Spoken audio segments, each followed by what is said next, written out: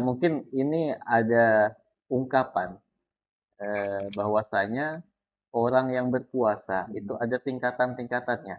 Yang pertama adalah tingkatan orang umum, yang kedua tingkatannya orang khusus, dan yang ketiga tingkatannya orang khususnya khusus, gitu. Jadi maksud tingkatan orang umum itu, ya, jadi puasanya sebatas menahan dari lapar dan dahaga saja. Kemudian ada yang katanya puasanya orang khusus. Ya ini bukan cuma dia ini puasa dari lapar dan dahaga, kemudian dia puasa juga hatinya. Puasa dari menggibah orang, gitu. Puasa dari amarah, puasa dari niat-niat yang jahat. Ada yang di atasnya lagi katanya, Ustaz. Yakni puasanya orang khususnya khusus. Iya. Jadi dia nggak cuma puasa dari makan, minum, hawa nafsu. Nah, tapi dia juga puasa dari segala hal kecuali siwa Allah katanya. Kecuali Allah. Nah, jadi menarik di sini, Ustaz. Sebetulnya melanjutkan dari pembahasan kita. Untuk meningkatkan daripada nilai puasa kita di bulan Ramadan itu apa saja, Ustaz? Kesunahan-kesunahan yang dapat kita lakukan ketika memasuki bulan Ramadan ini. Nah, Masya Allah, betul sekali. Ya, kita berdoa kepada Allah Subhanahu wa taala semoga kita sampai ke makom di mana kita puasa sampai ke makom khos bi khos ya. Khusus dan khusus seperti itu. Terus berjuang ya. Berapa kali kita menjumpai Ramadan, apakah ada peningkatannya atau tidak? Terus berjuang semampu kita ya.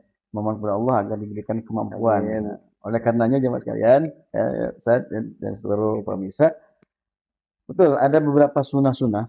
Yang jelas sunnah ini bisa menambah nilai plus daripada kefarduan atau kewajiban kita berpuasa di bulan Ramadan. Nah, di antaranya di sini para alim ulama telah mengumpulkan ya di antara sunnah-sunnah yang kita kerjakan di bulan Ramadan yaitu adalah ta'jilul fitr, yaitu menyegerakan berbuka puasa.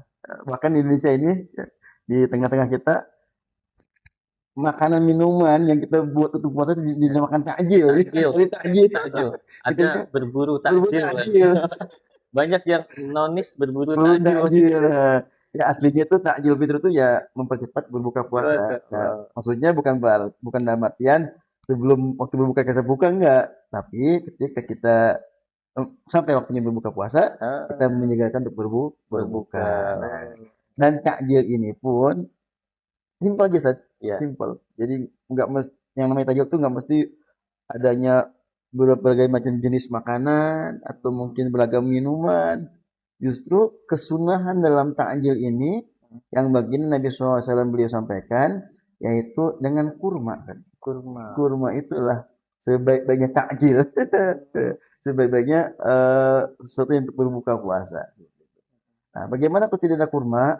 Maka tingkatan kedua keutamaan kita takjil, ya, tidak ada kurma maka kita langsung minum air putih. Justru air putih itu kan. Makanya keterangan yang kita berbuka dengan malam itu, ya Allah alam dari mana keterangannya tadi? Allah. Habis doa itu.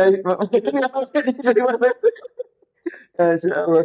Yang jelas justru kata Nabi kalau nggak ada kurma, air putih, air mineral, air yang tidak ada rasanya. Itu. Nah, Allah. Ya, itu Masya Allah untuk menyesuaikan daripada kondisi tubuh kita setelah seharian berpuasa.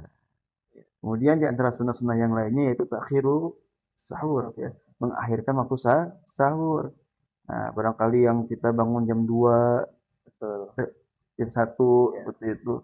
Nah, sekarang kita usahakan agak akhir. Maka semakin akhir kita makan santap sahur, itu semakin tinggi nilainya di sisi Allah Subhanahu wa taala karena lebih dekat dengan kesunahan baginda Rasulullah SAW. Nah, ini maaf dipotong sebentar. Mengenai sahur, takhiru sahur tadi yang Anda jelaskan, ada sebagian orang yang beranggapan kapan atau bertanya, kapan akhir sahur itu? Apakah ketika ada imsak? Imsak itu kan ada biasanya ada sirine atau ada kode-kode khusus biasanya. Ataukah ketika orang mendengar Allahu Akbar, azan subuh. Nah, Itu yang mana waktu terakhir sahur itu azan subuh atau waktu imsak itu? Masya Allah, baik, Hasan. Dari pertanyaan ini, maka kita jawabannya adalah kapan kita mulai menahan? Ya. Kapan kita mulai puasa? Maka dimulainya puasa yaitu ketika tiba yang namanya azan subuh. Waktu sholat subuh itu kita mulai untuk berpuasa. Maka kesimpulannya dari sini ya kita mulai akhir puasa itu, akhir sahur itu ya ketika azan itu.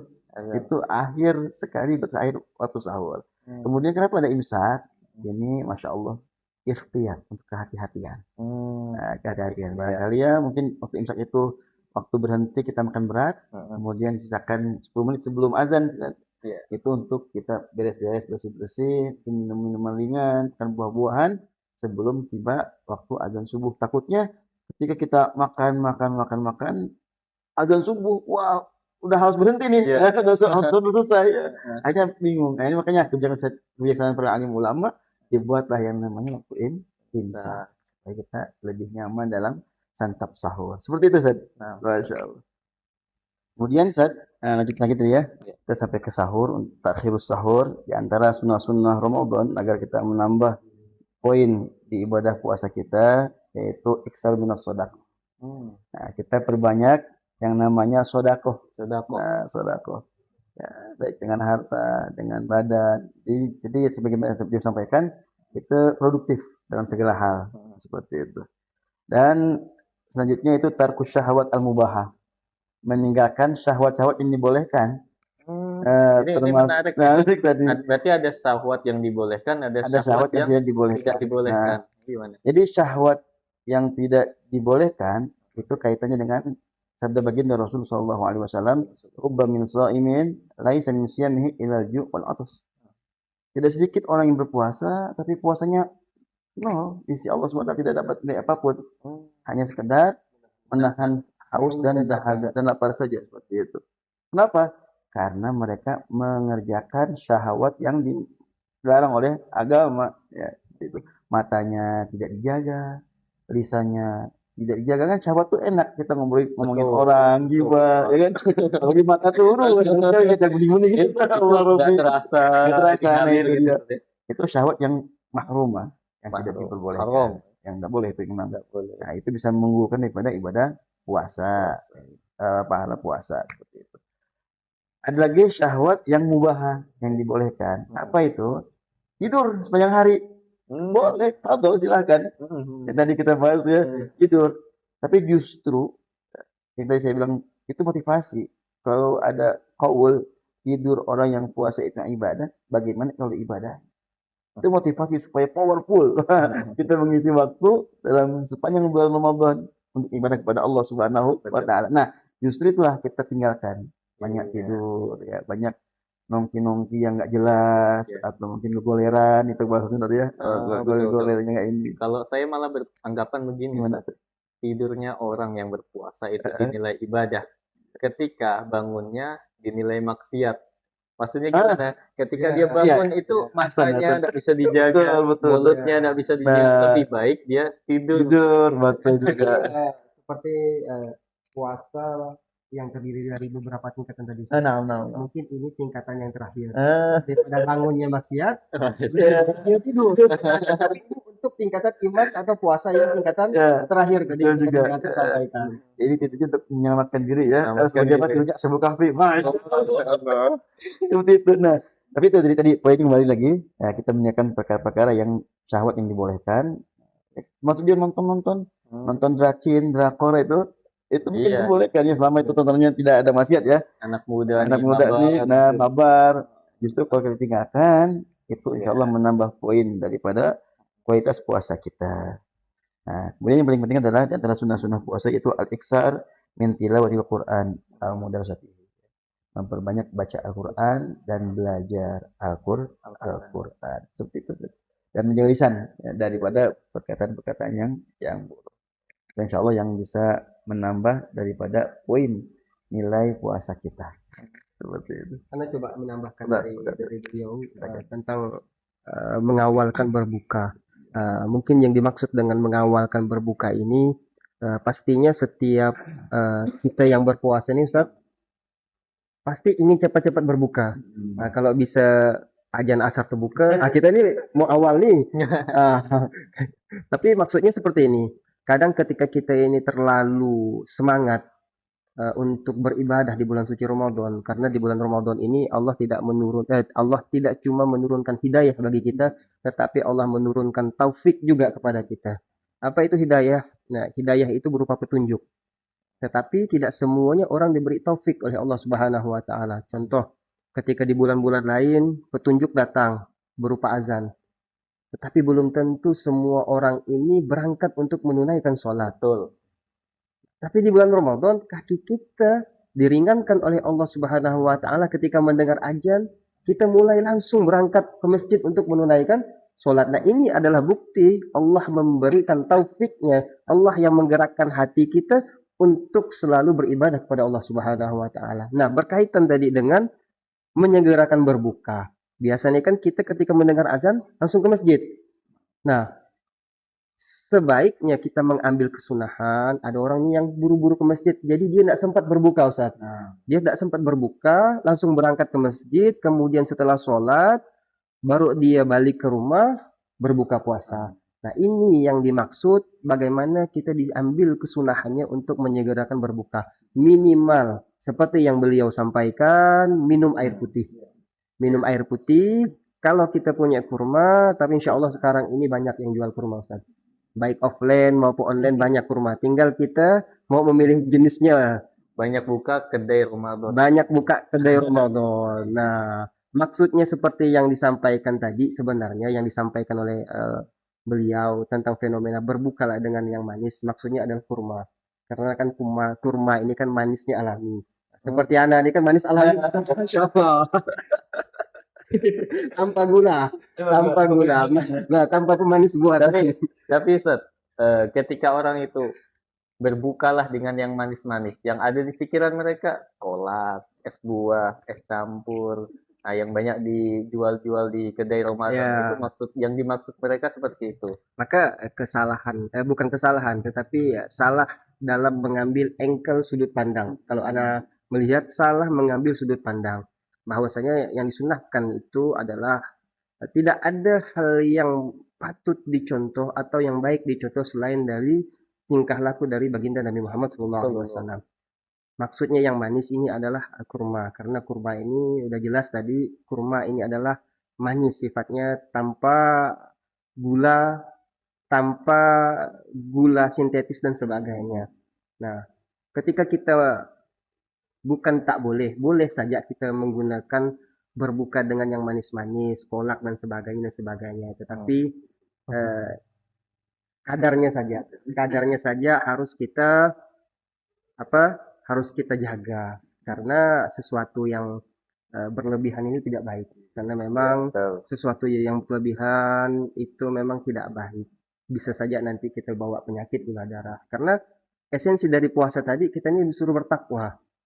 Nah, bagaimana kita ini bisa dikatakan takwa kalau puasa kita anggap balas dendam?